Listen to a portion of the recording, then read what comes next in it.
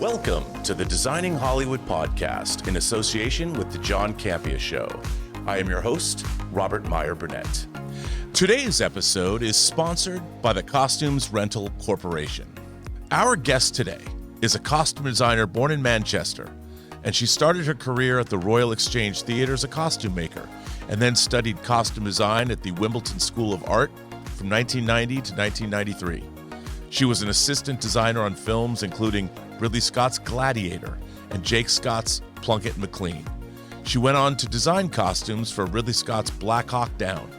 She received the Costume Designers Guild Award nominations for Excellence in Period Film for The Imitation Game and Excellence in Fantasy Films Ex Machina, X-Men First Class, and V for Vendetta. Her more recent film credits include Assassin's Creed, Marvel's original Ant-Man, Alex Garland's Annihilation and Ex Machina, Jurassic World Fallen Kingdom, and she did the awesome costumes for Marvel's Eternals, which was the biggest Marvel streaming movie in 2022.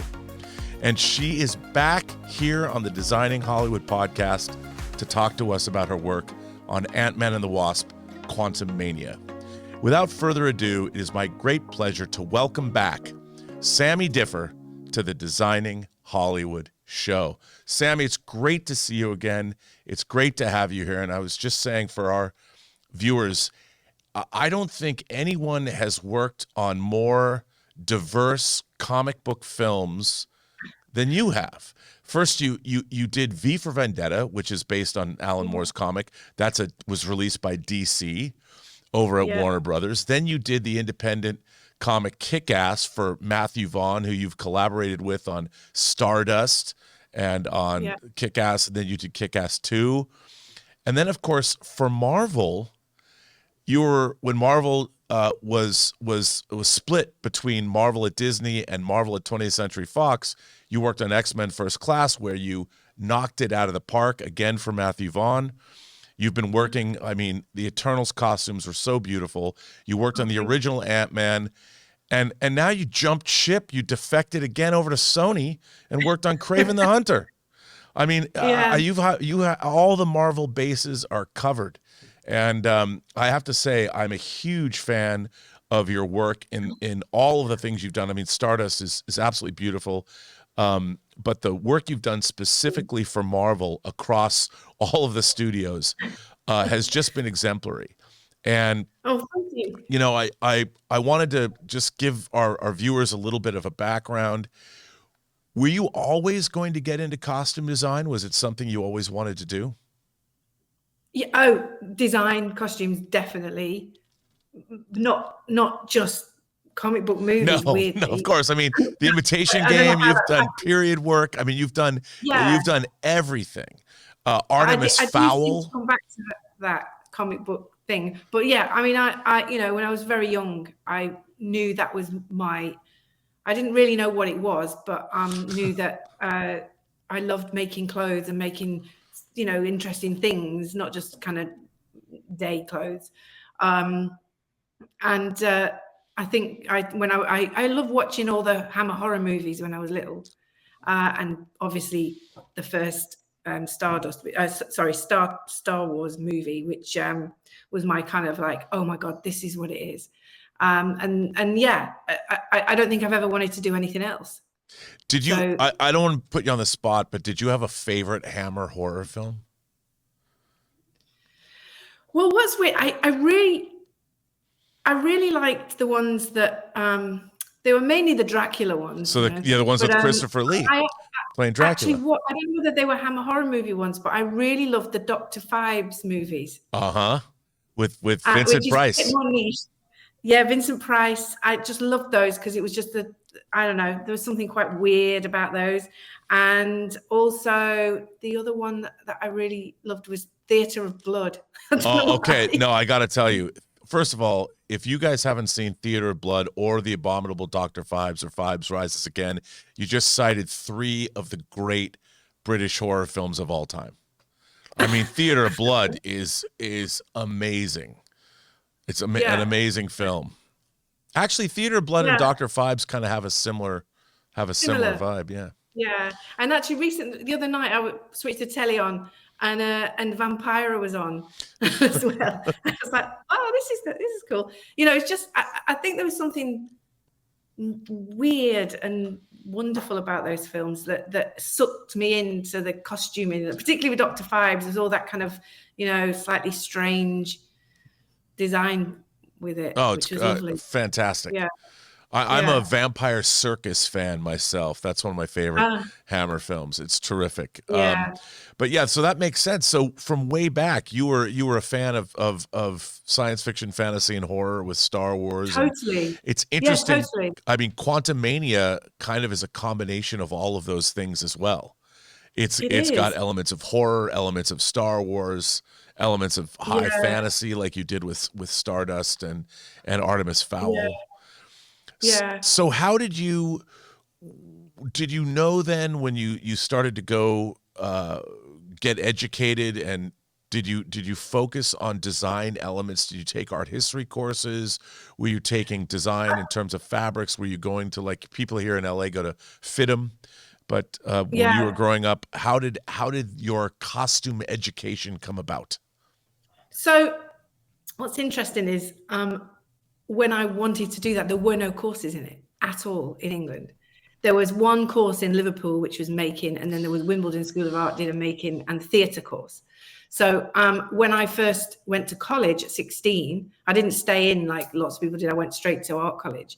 And I just tried to, everything I did was trying to move it into something slightly more theatrical. So I did like a fashion course for my foundation, but always try to push it into that needing a reason with a story behind it rather than it being, you know, more of a fashion making thing. I pushed it into storytelling.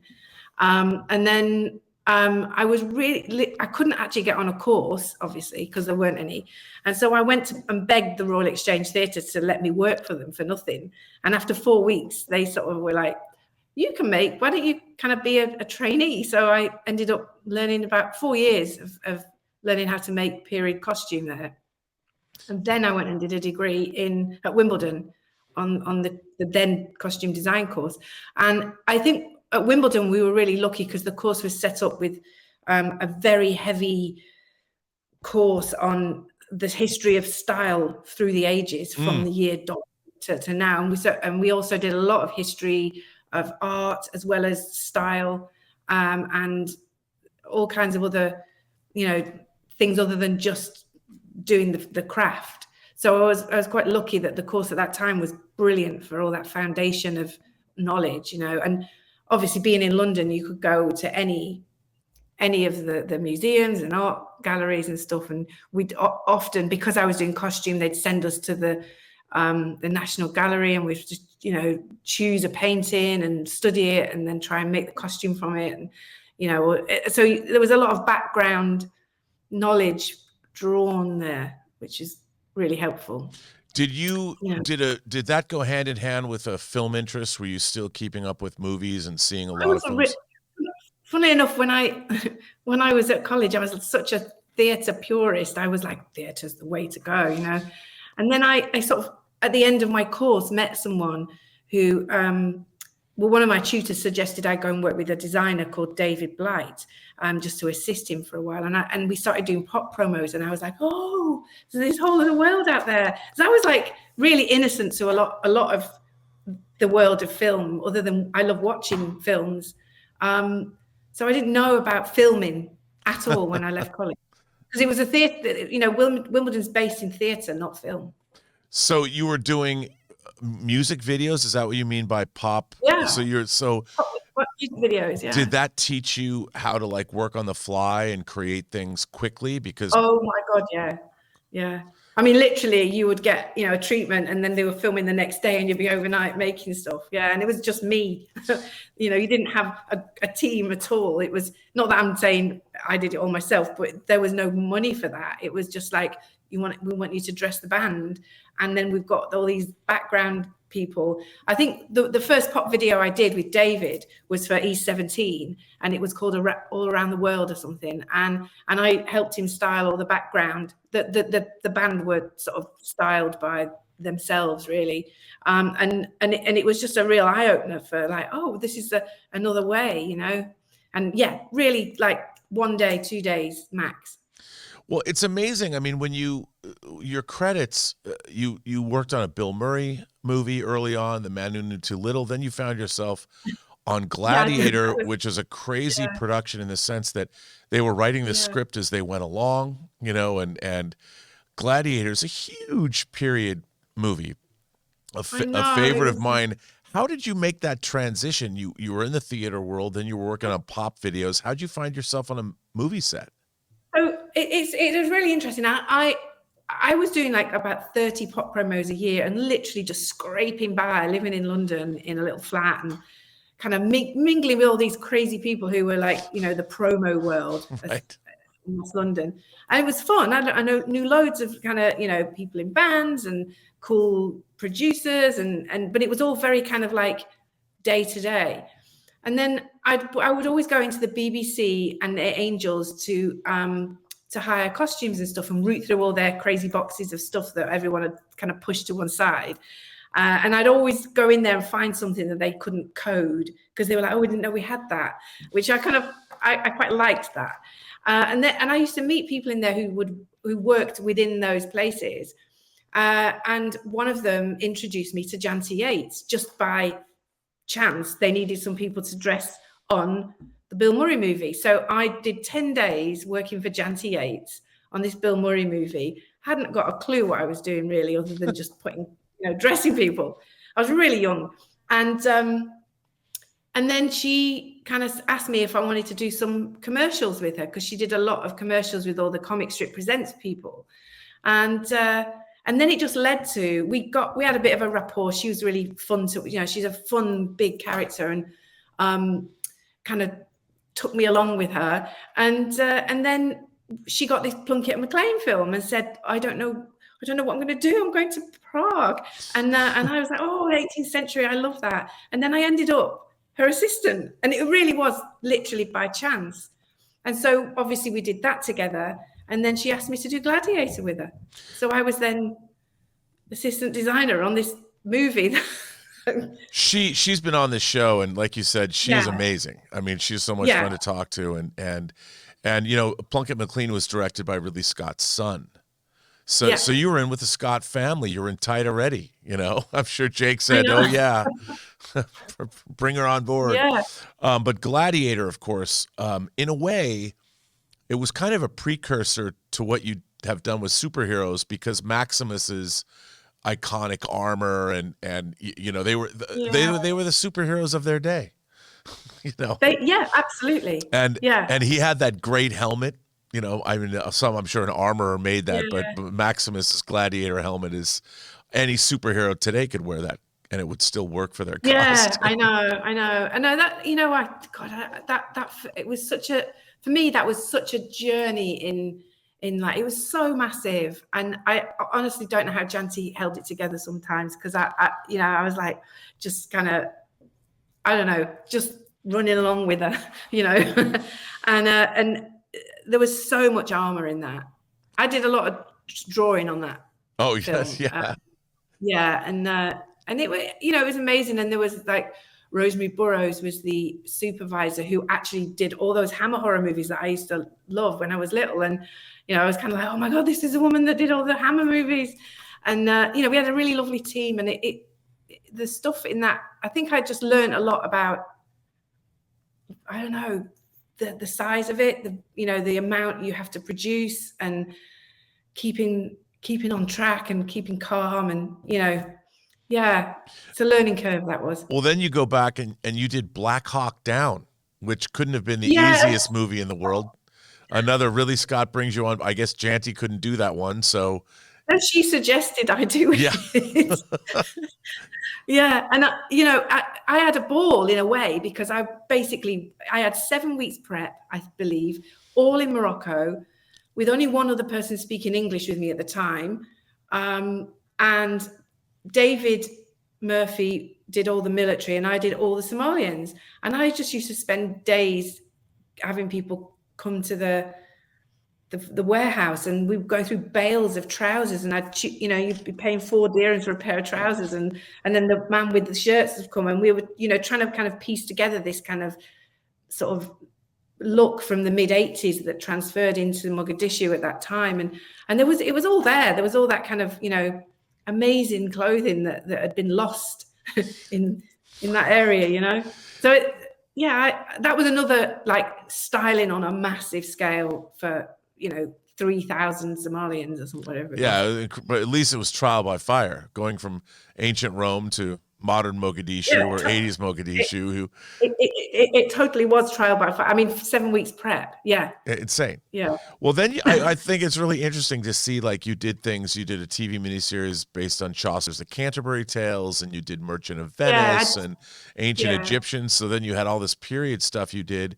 And then for our viewers, I call them imagination connoisseurs, you did Hitchhiker's Guide to the Galaxy, the feature film version of it. I love the books when I was a kid, the radio show, then the BBC series, and then the big movie. And so suddenly you jumped into the sci-fi fantasy horror world, because after Kinky Boots, you did V for Vendetta, and the Wachowskis produced that. Then you did Stardust. Then you worked for Guillermo on Hellboy 2. Oh yeah. And then you go back to a War Zone with Green Zone with Paul Greengrass. And then you just one fantasy project to another, and your work is, I like your work because it has, especially the stuff you did in the fantasy realm, it has bold colors in it. Yeah. I mean, I like to make color statements. Yeah, I mean, I love that, and which I'm sure informed a lot of your choices in your latest work that's on screen now. Congratulations on that first weekend's box office. Not bad, not bad at all. But as you move through, I mean, I guess what's really interesting, like with Marvel, they have a visual design department, so a lot of the look of these things is established beforehand, and then also comic books, like when you worked on X-Men and you worked on Kick-Ass and Hellboy and V for Vendetta, a lot of the look of these things is predetermined before you get there. How do you, as a costume designer, put your own spin or your own imprimatur on these comic book costumes that are so iconic, and how do you make them uniquely yours, or do you? And also, how is it when you're trying to translate something that's only in a 4-color drawing into the reality of the real world that an actor has to wear and interact with light from the director of photography and the director? How do you begin to do that? It's a long journey. That is, I think every single project I've done, I approach it sort of from its own perspective. I don't kind of have a method. I actually probably do have a method, but I think I just look at it as this is this project, and each film has its own life anyway. So nothing ever seems to be repeated. And I think with all these, a lot of the comic book films I've done, we've looked at the comic books, but we haven't, we've followed the script. So the script has its own life. With Stardust, it was definitely whatever we wanted to do with it, really. And Matthew always said he wanted it to be like a cowboy movie, but in another, in another period. And so we used all different kinds of things and mixed it in depending on what the characters were. But it's something like Marvel. The Viz Dev is strong, and it's great to work with, and you bring to life what they draw, but also there's an element of working with them to kind of work with the body. So nothing is totally set in stone, really. And then, with Quantumania, the whole thing was sort of designed from different angles. Certainly the amount of research we did on Quantumania was absolutely vast, because I wanted to approach it from a totally elemental perspective. So I read a book about quantum mechanics, which everyone thought was hilarious, but I did. because I thought we got to come at it from some angle because nothing exists. Right. And actually, it did give me some interesting insights into energy and, you know, magnetism and the stuff. So I came at it from this kind of like, we need to have things that are pulling apart and pushing together, and everyone was like, why, where's this going? And so I started on a different angle, and I looked at like the smallest creatures we could see, which is the tardigrade, which actually was in Ant-Man 2, I think, at some point. And looked at all those creatures that are so microscopic, and all these things that grow, not just creatures but like elements, and took all the colors and all the shapes and all the textures from that. And then we had this whole, you know, you've got the family and they've got their suits, and then you've got all the different characters that are within the quantum realm that have an element to play in the journey. But then you've got all this background, and what do we do with all these tribes of people that are, you know, stuck in the quantum realm, fighting for their you know, their place in that world? And so I decided to do a color thing and start off with yellow, black, blue, red, and we did have a green group as well, but I think we ended up not doing that. And then added elements of minerals and microscopic things and texture into it. And you just kind of push it all together, and then you go, right, these people we want to stretch to being 7'5". These people we're going to shrink and give them bubbly heads, and you know that sounds really simple, but it literally was hundreds of boards honing it down, and textures. You know, I've got to ask you. This is the question. This is going to seem probably incredibly geeky to ask, but since you kind of brought it up, so when you're doing period costumes, you know what fabrics, where they come from. You know that leather comes from animals, and you know like where it can come from. So I got to ask this. It's just from the geek in me. So when you're at the quantum realm and you're looking at tardigrades, what fabrics are in the quantum realm? Like, let's say you're going to make somebody a cloak. You can't make it out of wool. So did you guys create a whole background of quantum fabrics that came from, like you said, we'll kill the tardigrade and we'll take his or its? That is exactly what we did. I'm not kidding. We actually, I had these different groups of people in the workshop who were dealing with either. We had a guy who was an amazing at knitting, and I said to him, put away your knitting, as in fashion, and go into, here's something that you can't knit, try and knit with it. And then I had these other groups of people in the breakdown team that were like, I want you to take this fabric and try and turn it into it. I don't know whether you've seen the Quantumania. Have you seen the thing that they fly on when they meet the nomads? So I was like, I want that skin. I want to make that skin. And at that time, that wasn't really creative. So we made, and I was like, pretend that is a creature. What can we do to make? Yeah, because they'd have to do that in post. So it's not like you have one of those. You don't have a real one of. No, but you know, it was just a thing to spring off from. So we made quantum leather, right? And not fur, but spiky stuff. So the knitting guy, terrible. I'm terrible with names. The people that did all that sort of textural stuff, I got them to use things like zip, you know, the things you tie up with, you know, tie wires up with those little plastic. Just kind of zip ties, ombre, and then made them into like collars and stuff. I don't know. You know, we were thinking of spikes and lumps and skins and anything that wasn't we banned feathers or anything that was of earth.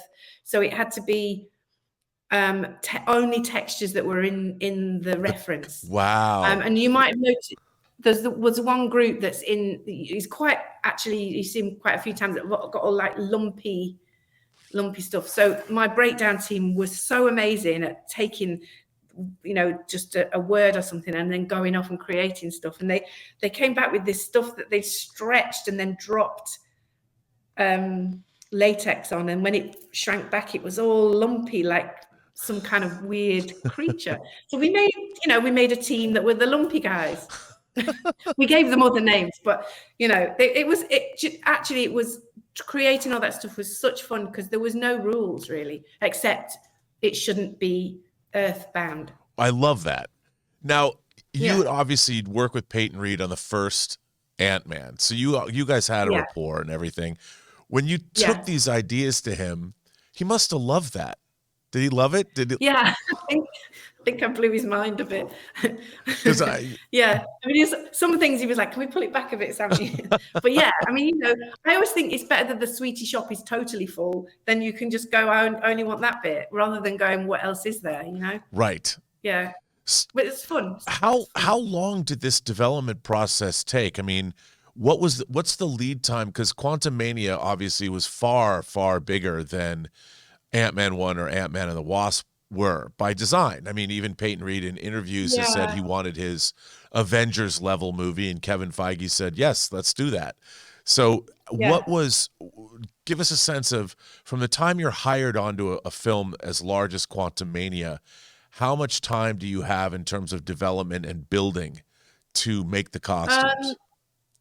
Do you know, I can't actually remember what date we started filming, but we originally were going to start prep in July 21. So during the middle of the pandemic. Was it, no, 22, 21, 20. So we got pushed because of the pandemic, and then we ended up starting in the November, and then we shot the following summer. So I had probably 7 months prep, something like that. Now, is that a lot for a movie like this, or did you want more? Quite a lot, yeah. It was quite a lot. And we spent the first month or two doing just major R&D researching rather than anything, like tangible. And then we built the team up, and it was a constant. Even through filming, we were still kind of developing stuff. It was a long prep. I mean, it took a lot for everyone to get their heads around what the quantum realm was. Right. And because it's multifaceted, it's like every dimension. So it and obviously trying to also think about the CG element of fitting in with all those colors that they wanted, and making it, not disappear, but also not stand away too much. Yeah, it was a hard thing to get your head around. So that's why I set off with the kind of elemental beginning, because there was no other, you couldn't kind of go, right, we need I mean, I can't even think of what it really was, down to colors, textures, then build it, what shape do we want the bodies, and then and it grew. Because there's the great visual design department that you have that's developing these movies sometimes years in advance. Even so, with the quantum realm, how much reference did you have to work from? Because like you said, I would imagine color would be an issue, because already the quantum realm is a rainbow of colors on its own. I mean, it's a really just incredibly visually dynamic place to be. But you also want to have your characters be able to stand out against the cacophony of colors. I guess cacophony is not the right word, because you hear cacophonies of sound. But you know what I mean? I mean, there's like so many colors. So were you trying to, with the costume design, use colors that weren't necessarily in the foreground of the quantum realm to make characters stand out? And was that hard to do? Yeah, I mean, there was a lot of concepts of what the scenes were going to be like in the background, but we were shooting on the volume and on blue screen, and so you were kind of, to a point, we didn't know exactly what was going to be in the background, even though you have a concept of a scene. So one of the things I did was to make sure that there was nothing that had an edge, that was like, they needed to be sort of solid-ish characters, so that they didn't, like, if it was see-through, would be problematic. And then also there were see-through characters that were CG. So you kind of want to not, kind of go too far one way or the other, so that it doesn't become complicated with what backgrounds they might be putting in. But obviously the backgrounds are very delicate colors and swirly, and the characters were more defined, if you know what I mean. Mm-hmm. The ones that we did that were humans dressed, as it were. And we tried to put patterns in there that were very tribal, so that it was definitely something that creature had decided that they were going to mark themselves in this way, rather than it just being something that was part of the background, that was a different element, as it were. It all comes down to elements in a way. One of the things, I mean, obviously Disney with Lucasfilm really has pioneered the use of the volume on a large scale, both on TV shows and now movies. Like with blue and then green screen, has it been difficult, or are there any unique problems working on the volume stages present to the costume department at all?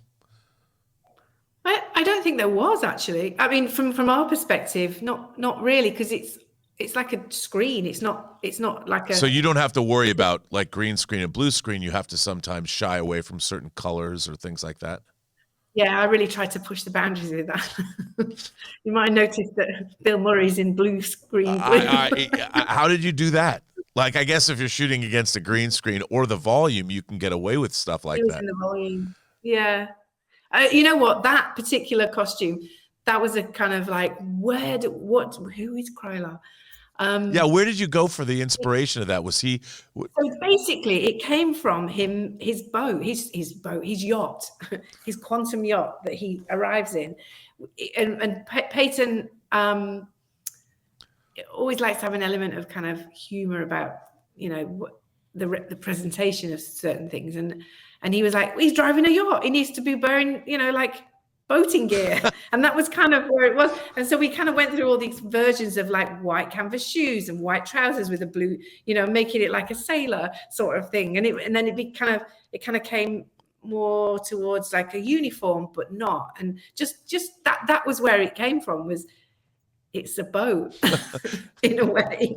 I mean, that sounds really simple, but it wasn't. And then it became he really liked the blue and the white together, and so we put all those little elements in there. Like some of his jewelry was meant to look at one point like it was a quantum friend that he had stuck to him. Well, that's amazing. He's got like little how is it like when did Bill Murray have an inkling of that this is how it was going to go? Like when you first met Bill Murray, did you say you're on a boat? Did you tell? Did he like that idea? Yeah, I mean, I said it's a yacht. And, yes, a yacht. I should say a yacht. Yeah, no, it's fine. I said boat too. He was great. I mean, he just liked the humor of it, and as long as he was comfortable, and he liked the cape we gave him, and he had a stick, and he just liked all the periphery stuff, made him look a bit weird. That little quantum sort of textured jabot we gave him. Did you? Yeah. Sorry. Go ahead. He was great. No, it's okay. I was going to say, of all the crazy creatures and characters and things that you designed, other than the principals, did you have a favorite? Ooh, the background sort of. Yeah, any of the not necessarily the principal characters, but was there something that we should look at next time we see the movie that you particularly loved? Yeah, I mean, there are some of the groups that we did. We did these. There was this artist that we found who'd done all these pictures of people in masks with fringing. And I was like, let's do the fringy face people. So the red characters in the background are they're like sort of like the robed, like North African style, but they've got all these kind of belts that look like they're much more hand beaten. And then they've all got fringed faces. And the only thing you see is these white eyes that are just like a light. I enjoyed those because they were just a bit weird. And then also the tall, we gave them all names. What were they called them? One of them were mystics, and I can't remember which.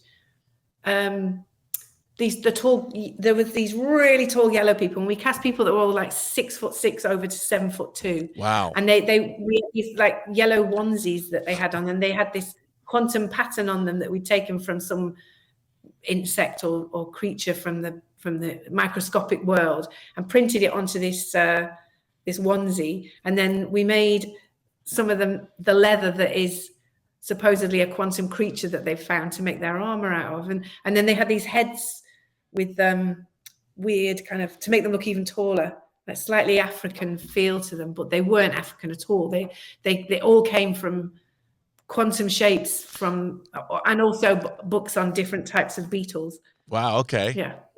Well, now I've got to ask you. So one of the great things about the Marvel universe, the Marvel Cinematic Universe, is your villains.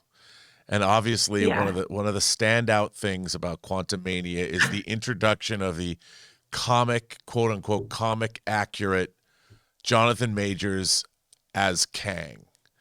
And one of the things I like, maybe this outs me as a supreme uber geek, but I really love to watch the live red carpet arrivals at the premiere for Marvel movies, because a lot of the time they have costumes on display. And they did. They had and plus I love seeing the actors, and I'm a geek. What can I say? But Jonathan Majors is clearly a force to be reckoned with, and the Kang costume is dope. That costume is awesome, and not only is it, to see the classic comic Kang realized, but at the same time, like, there's a lot of purple in that costume. Kang was always purple, but it's not like Prince Purple Rain purple. It's a special purple that it's Kang purple. Yeah, it's Kang purple. It was very honed. You gotta tell me about the development of because you've got armor, armored pieces, you've got fabric pieces, it's asymmetrical pieces, boots. Give me the skinny. I need to know everything about the development of Kang. So that obviously, this dev from Marvel came up with the design, but then you have to make it. It's one thing if it's a painting.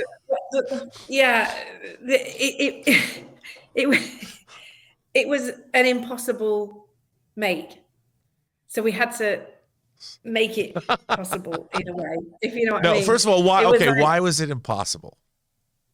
Because if it was a lot of it was such a journey. I can't tell you. A lot of the problem we had was, is it hard or soft? Right. It's quantum. Is it what is this thing made out of? It can't be metal, because that's earthly. It can it? Or what is metal in the quantum realm? Does it bend more? We asked ourselves all this, even answers that kind of, I was like, what do they breathe down there? It was always like, don't ask that question. So we were asking questions about, like, what are the elements of everything that was from now, did you ever did you ever go to Peyton Reed and say, yo, what's this supposed to be? Did he know? Yeah. Did he have an answer? Yeah. Do you have to call Kevin Feige and go, like, Kevin, what's this made out of in the quantum realm? No, honestly, we made Kang's costume out of different substances to try and work out, is it fabric? Is it floppy? Is it a print? Is it like what we did on Eternals? Is it hard with lines going in? And that's where we ended up, which I was probably pushing that with Ivo, who is my sort of amazing genius armor maker, who's worked with me on all of these things. He was like, I know you're going to ask more and more. And I was like, it all needs to be hard, apart from the bits that touch his body, which are soft. And yet they've got hard elements in. So the make of that costume was so complicated, because we had to because it was so complex, particularly arms and legs, we had to make a stretchy body that had a type of print on it that you could see that looked like wire, but then the elements that were hard had to be bonded into the soft, so it still looked like it was hard and soft, but we're talking like centimeters at a time. So we had to make a onesie that had special printing on it, that had holes in where we needed to put the other pieces in to make it look like it was all one. So it had layers and layers and layers of stuff going on. And then the bigger part of him was all made in separate sections and then articulated together. Because when you get like, you know, you've got the collar and then another collar and then a shoulder and then a shoulder and then a shoulder, he couldn't move. So we had to have it articulate in on itself like an armadillo. But you could only do that to a point because, you know, physics, when you pull something like this, it gets longer here. So we also had to make different versions that had pieces missing, depending on what the action was. Okay. It was super complicated. And then the cape at the back was it was a fabric that I found and I was determined to use it. And everyone was like, this is never going to work. And it was like a mesh. And depending on where you looked at it, it was purple or blue. Purple or green. And I was like, well, it's going to be a continuity nightmare because it'll never look the same in any light. But we also printed onto that. So it was like mesh with a print that was like another mesh bonded together. Yeah, it was, and it took months to make. Wow. I mean, that I love that it took, because it should take months. I mean, Kang needs the finest. Yeah. So it was a long. So how did you just settle on the purple? The kind you said you had. We just, you know, Ivo is so amazing at doing surfaces, and we just did every single shade of purple, and then honed it down. And we were like, who likes this one? Payson, Stephen, you know, where are we at? You know, and Andy Park. We had a lot of backwards and forwards Andy Park at Marvel. Yeah. And we just honed it down so it was a purple that isn't blue and it isn't red purple. It's like it's got like a fuchsia to it, but not. It's different layers of colors. It's not just one shade. It's kind of got a base layer, a metal base layer, and then a purple layer, and then a blue, and then a layer. Well, yeah. So it's when you get, I mean, that's amazing. And I mean, when you light something like that, it must be spectacular when you're on set and you're seeing it hit by the light for the first time. You know, that must be amazing. Yeah.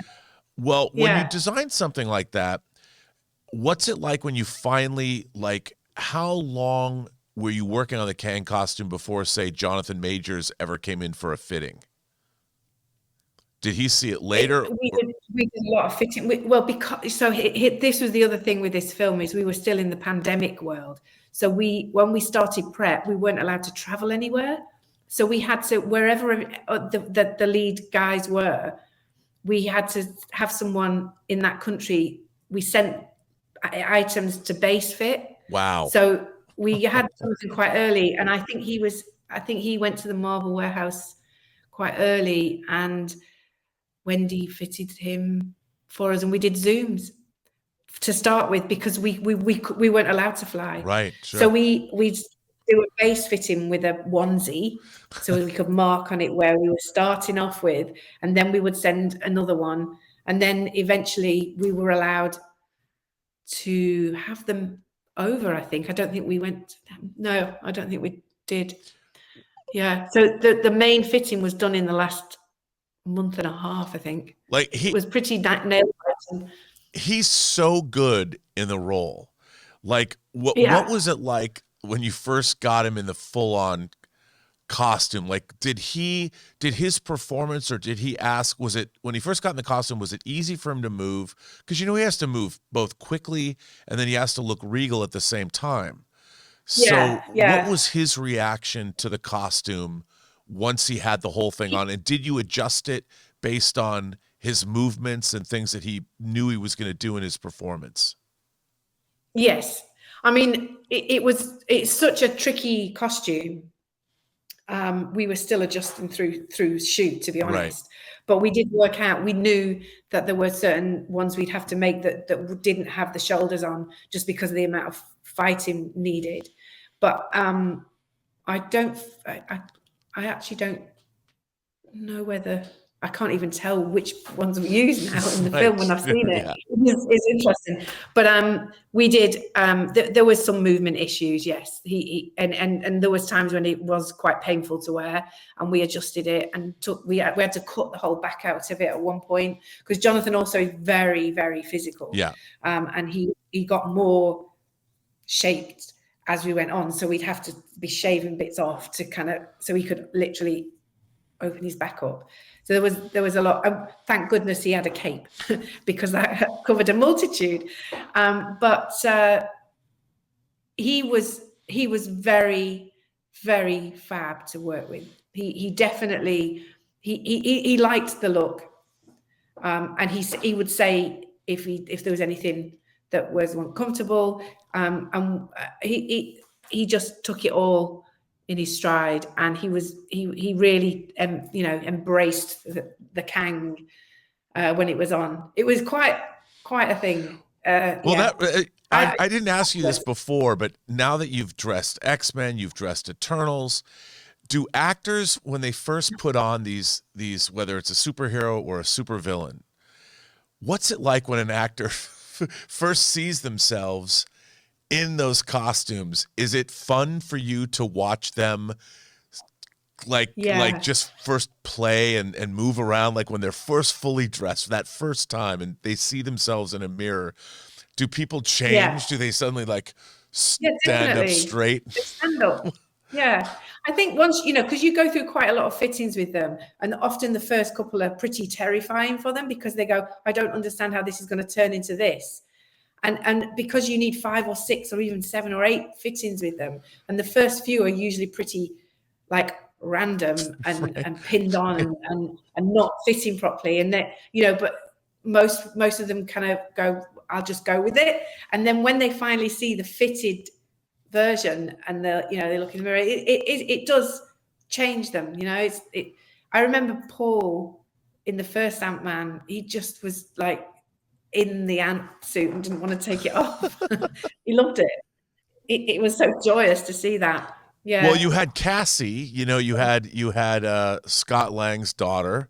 So you have a third quantum suit with her, the quantum family now. What was it like? She was fantastic in the film. Good. And again, one of the things about why I watch these red carpet things is because you want to see what the actors are like in real life. And she was so delightful. What was it like? What was it like for her to get her suit? Oh, she was made up. I mean, she just loved it. And it was she was amazing. I think it's just so, she's young and funky and she's gorgeous and she just couldn't wait to get it on. And it was, there were elements of fitting that we had to sort out because they're not easy to make, and it is nuances of a few millimeters makes all the difference.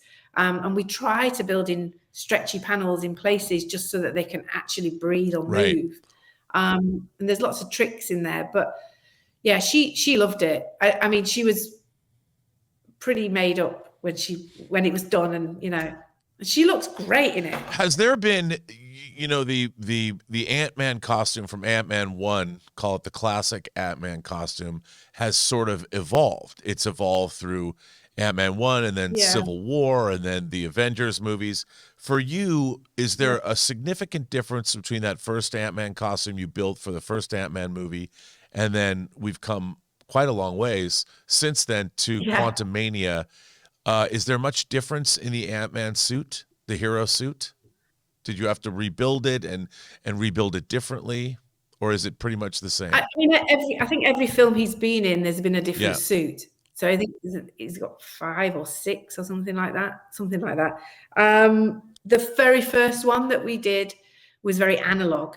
Is set from the 60s, and it was meant to look like a leather suit that had been sort of retrofitted with all the tech to make him shrink. Whereas I think as it's evolved, the one we've done for the quantum realm is definitely more internal building, as it were. If the tech was there, you don't really see it as much as it's armor. And I know the Viz Dev department have kind of tracked that journey, and each one is its own.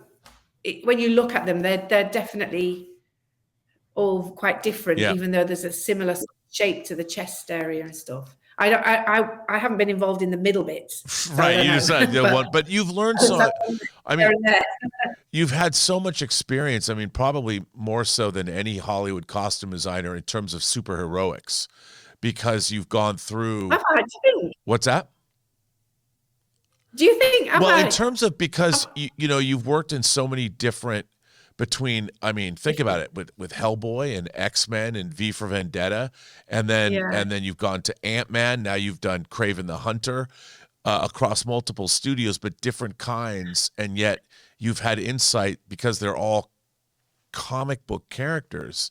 I think you probably worked on the most of anyone in terms of the diversity. What are some of the secrets? I mean, if you could give us, what is the philosophy behind making a great superhero or super villain costume? Are there some tricks that only you know? Oh, I think if I know them, Ivo knows them. Well, you work together, you know. Yeah. Although, you know, it's interesting because it's something that Ken said to me, actually, when he has this kind of thing about that a costume. Is this Kenneth Branagh? Yeah. And I should point out that, of course, Kenneth Branagh directed the first Thor movie for Marvel, and I think they really set a tone, because what Kenneth Branagh was able to do in the Marvel Cinematic Universe, he was able to make you believe that Thor, Asgard, the Rainbow Bridge, that all those characters could exist in the same universe with Iron Man and Captain America.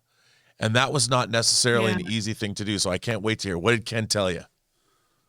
No, it's more about kind of clothing, is that, you know, when you, and it's something that in Artemis we talked about, is that the suit isn't just a jacket and trousers, it's a superhero armor. And it was the first time I'd ever kind of clocked that. And he said it to me since, that this is my superhero armor.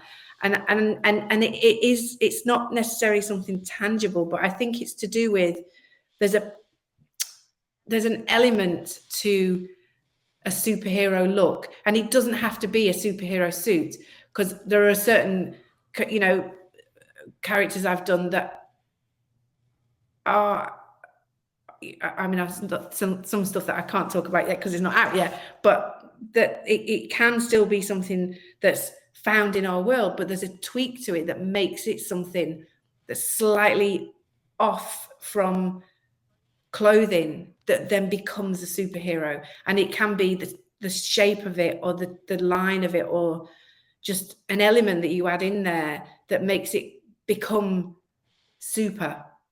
If you know what I mean. I don't know how to describe it, but it doesn't cross into the jumpsuit thing. It's more than that. Sure. No, absolutely. Well, that begs the question. So Marvel has its visual design department. Quantumania is the 31st MCU movie.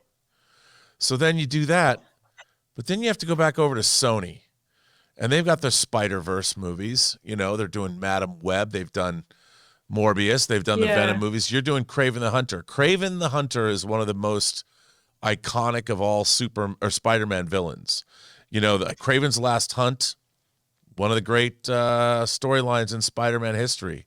So when you go over there, you're working with an actor that already played Quicksilver in Avengers Age of Ultron for the Marvel Cinematic Universe. So he's already been a superhero. He's been a mutant. And now he's Kraven the Hunter. So he's already, not only has he's already been in a Marvel movie as another Marvel character at a different studio. So I got to ask, I'd be remiss to ask, and I know it's not out yet and you can't say much. But so when you've worked with an actor that already understands this, and by the way, he had a great costume in Avengers Age of Ultron, and spoiler alert, they killed him, which is too bad.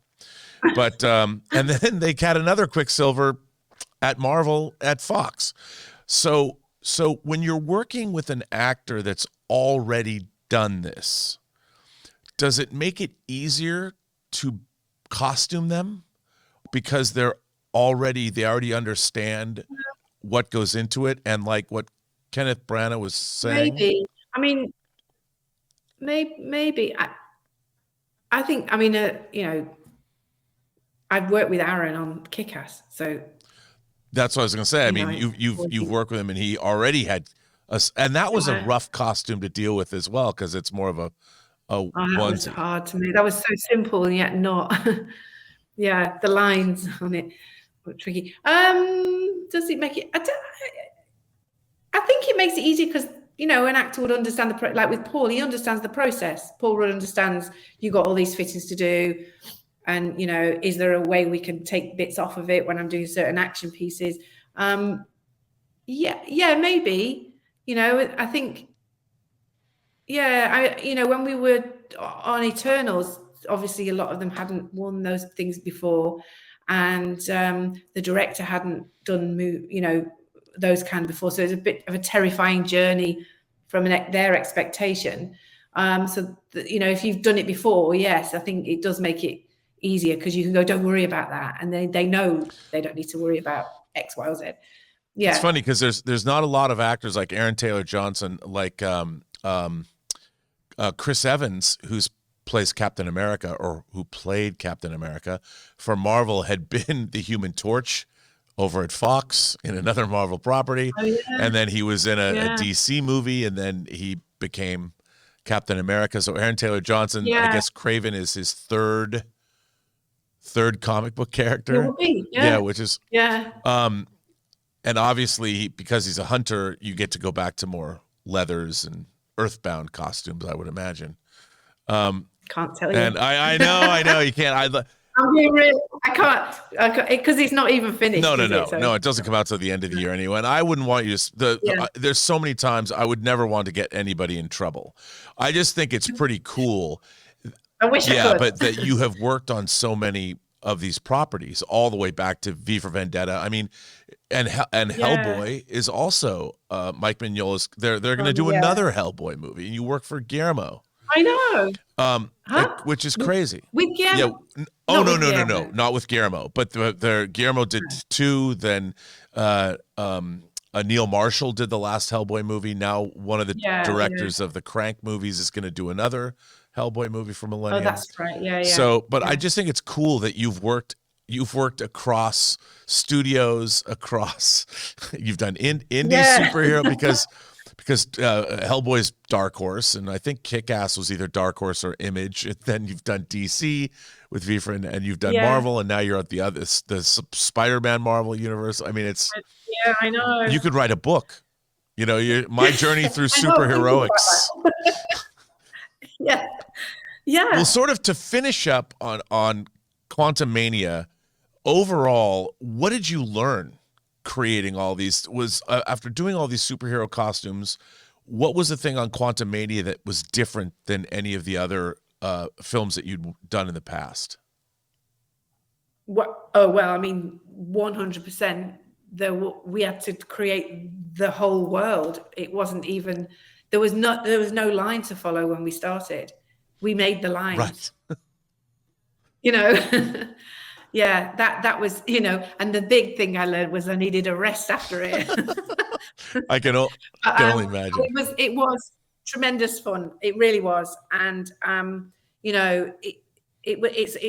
think if I did it over again, I might not approach it in the same way, but it was just because we went all out wide to see where we could gather it. And I think that was probably great for us as the design team, kind of weaving away, pretty terrifying for everybody else because we offered up so much. It was a bit, broad, but that's okay. But I did enjoy the researching on that tremendously because it was just fun to look at stuff that you wouldn't normally think about bringing into to costume, kind of microscopic creatures and what happens when something gets smaller and the magnetism that it produces to push things together and pull things apart. I learned that, I love that. Quantum mechanics. Well, it's such a fun film to watch, and all the work that everybody did it's so much fun to sit in that theater and see all the design work and all the creatures and characters. And you again, there's a reason why there's been 31 Marvel movies since 2008. And I know it's crazy, right? And there's going to be 31 more. It's crazy. Yeah. Oh, probably. You know? Well, listen, Yeah. for people, there's going to be a lot of people that watch these, and they always want to know how do they begin? If somebody wants to get into costume design, I mean, now we have so much social media where you can look. First of all, do you have an Instagram account? Can people follow you on social media? I hate social media. Okay, well, there you go. I'm really bad. I do have a Facebook account, but it's more for like family Right. things. But I find if I go on Instagram, I don't understand it because I thought it was for pictures. No, it is, And it's suddenly, and so I'm a bit of a kind of anti-social media. It's okay. Which is really terrible. I don't even have a website. That's all right. But your work, I mean, I'm telling you, the geeks would seek you out. They would. Yeah, no, they do. They do.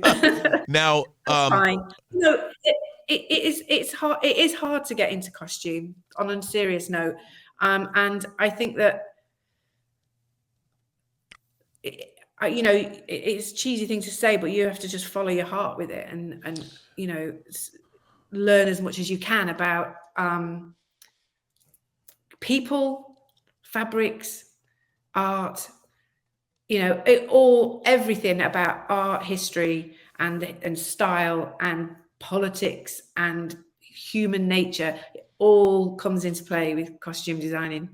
Even if you are, doing a film about quantum realm, there's something you can pull, from something in history, from, I don't know, the Etruscans, or even, the Second World War, or yeah, I mean, do you know what? That both those things we pulled into quantum realm. We had to do miners, and we decided to make these. I don't even know whether you see them in the film. I don't recall them, but we had to think about what are they mining, right. On the quantum level. Can they breathe it in? What will it burn them? Will it freeze them? And then you make and it's all those things about a character comes from asking questions about what's their meaning, or what's their place in that scene. And I think that the more you can learn about everything about life, and history, it helps with designing costumes, because you just don't know. You need in your head a kind of a little drawer of how to ask the questions, and then where to look for the answers. Does that make sense? Yeah, it absolutely makes sense. I mean, it's a great answer, and I think that I love what you described that people need in terms of becoming a costume designer. And what a great way. I mean, so there you have it, people. If you want to get involved, you have to learn all that is learnable. You got to go to school and have an academic background. Well, listen, I will not ask you if Andrew Garfield appears in Kraven the Hunter. Don't say anything. Don't tell anybody, because then I'll get in trouble and they'll never let me talk again. But I will ask you about A Death in Venice. You're working with Kenneth Branagh again on the third Perot film, yeah? Yeah. I'm a huge fan of what he did with Murder on the Orient Express and Death in Venice. He's clearly, he's in his element. And what's it like getting back together with him and working with him again? Oh, it's great. I mean, what was really nice about that is, I mean, that's obviously not out till later in the year, but it's just nice to go from, I'd done a couple of Marvel films, and then did a Craven that's still ongoing, and then suddenly I'm in Venice on a period piece, and it was just really nice to kind of come right back down to, his films are always about the characters and this kind of group of people, and it was really refreshing to kind of come into a smaller space to create something that's much more controlled, and and tell a story that's. And he is theater. I mean, he is British theater. Yeah. He's one of the great. Yeah, and he, I really enjoy working with him. Actually, he's a great disciplined director and actor, and and it's just a really nice kind of balance from being quantum realm to that is just so opposite, and yet it's creative in the same way. So, and it's interesting, it's interesting just from a Disney perspective. What I find so fun about Kenneth Branagh is he directed the live action Cinderella with Lily James as Cinderella, sort of setting the tone, setting the table, as it would be, for all the following big Disney live action adaptations, whether it was Beauty and the Beast or whether it was Aladdin. We have Little Mermaid coming out, doing that Cinderella film, which I got dragged to it. I'm like, what do I want to go see a live action Cinderella film for? I loved that movie. It was fantastic. Yeah. And then at the same time, he also directed Thor, which was really setting the tone for the rest of the cosmic. I don't think there would be an Ant-Man and the Wasp: Quantumania if Kenneth Branagh hadn't done what he did in the first Thor movie, because he made audiences believe in I mean, whether the quantum realm or Asgard. So Kenneth Branagh has a lot of Disney's continued success at the box office. Kenneth Branagh had a hand in the establishment and building that foundation, because if he didn't bring, and I think it was his work in the theater and his work in being the kind of director that he was and what he brought to it. There's an argument that can be made that he was definitely one of the cornerstones of the last 20 years of Disney's success. So it's pretty cool that you guys work together. Yeah, I have enjoyed the last 6 months. Amazing. Yeah. Well, I'll tell you, he gives one hell of a St. Crispin's Day speech in Henry V, his debut feature. You can tell him that for me. I've watched that speech so many times. We happy few, we band of brothers. Well, listen, Sammy, and I'm not going to mess this up, Sammy Differ. It was so great to speak with you again on the Designing Hollywood podcast. And I've got to say, Quantumania, everybody should go see it. Your work, you knocked it out of the park. You and your great team. What a great conversation we've had. And thank you for your insight into this very cool movie. Thank you so much. It's lovely to see you again. All right. We'll talk again, I'm sure. And thank you to our very impressive sponsor, Costumes Rental Corporation. The variety of costumes at Costumes Rental Corporation is expansive. CRC is recognized worldwide as the premier supplier of military and police costume uniform rentals. Costumes Rental Corporation takes pride in its commitment to each customer, helping to produce the type of exceptional look needed for a successful production. A special thank you to founder and executive producer Martika Ibarra, co-founder, costume designer, the legendary Marilyn Vance, and of course, John Campea from The John Campea Show. Our technical director is Taylor Gonzalez. Thank you to all of our viewers for tuning in, and be sure to subscribe to our YouTube channel. Tune in to the audio version wherever you listen to podcasts. I am, of course, your host, Robert Meyer Burnett, and you can find me on Instagram at rmburnett, or find me on Twitter at BurnettRM, or on YouTube at PostGeek Singularity. Thanks very much. Like, subscribe, and give us your comments. What would you like to see on the channel? Right down below. Thanks very much for watching, and we'll see you on the next episode of Designing Hollywood.